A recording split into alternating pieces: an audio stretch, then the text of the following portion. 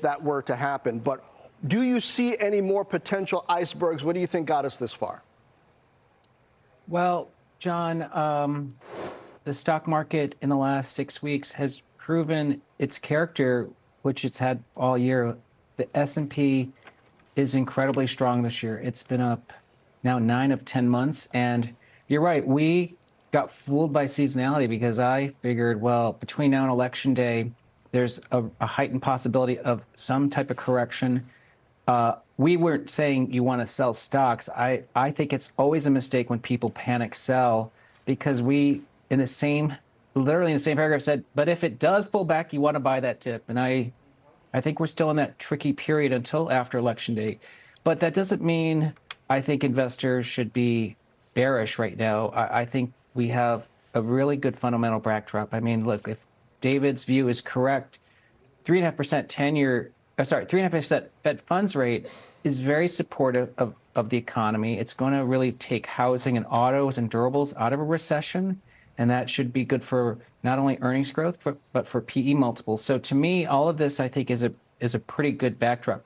That doesn't mean turbulence couldn't happen. So, Jod, I guess, I think people kind of view the idea that there could be caution as like a dirty word. It shouldn't be. I mean, this is a stock market, and people should be prepared to buy dips if there are.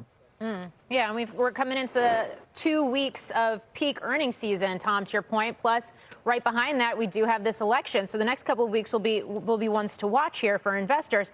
You just mentioned housing, though, Tom, and I do want to get your call on that because you're bullish on the home builders, and you say there's historical precedent for this.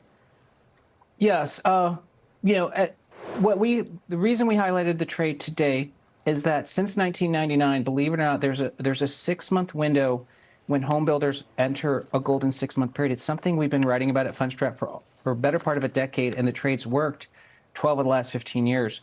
But from October 20th to April 29th, home builders have outperformed the S&P by an average of almost 1,900 basis points. So all of the gains home builders make typically occur those 6 months. I can't explain the seasonality, but the backdrop is better today because the Fed is cutting at a time when there's pent-up demand, and the home builders have actually done a very good job of capital management. So to us, it looks like a trade that should work this year. Another trade that's been working this year, David, that has actually been working better than the S&P 500 has been gold, which hit another all-time high today. It's now up 32% on the year, even as interest rates remain a little bit higher here, and the dollar certainly seems to be relatively strong. What do we attribute that to? So we talk a lot with our clients about gold. It's a question that comes up all the time, and I think it's people thinking that there may be some credibility issues, some latent, hidden inflation risks that people aren't measuring correctly, maybe in the tips market. I don't think that's it, Morgan. I really think the story goes back to us in the U.S. geopolitically conscripting the dollars that were held in reserve accounts, particularly for the Russians. But that threatens, I think, a lot of other governments who think about the safety of holding the dollar in reserve accounts at the U.S. So anybody that's a little bit shaky with their relationship with the U.S. or the EU or Western democratic alliances, I think is probably shifting out of dollars and treasuries and maybe even euros as well and into something like gold. It's not endemic of the entire commodity space. You saw oil today back down to, I think, $68 for Dees.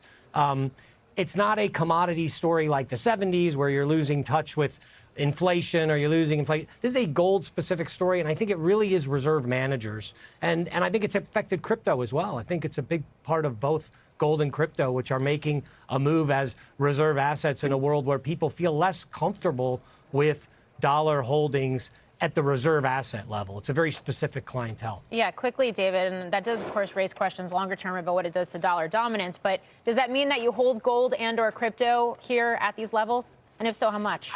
I think there's a story this is a multi-year, multi-decade story where, there's going to be reserve managers that need to diversify out of dollars. It doesn't mean the dollar loses dominance, but that cohort of holders in the the ones that are more divisive, those governments that are in more divisive situations with Western democratic alliances, I think that's a story. So I wouldn't expect it to be stopping anytime soon. I think there's a story there, and that's a a secular trend.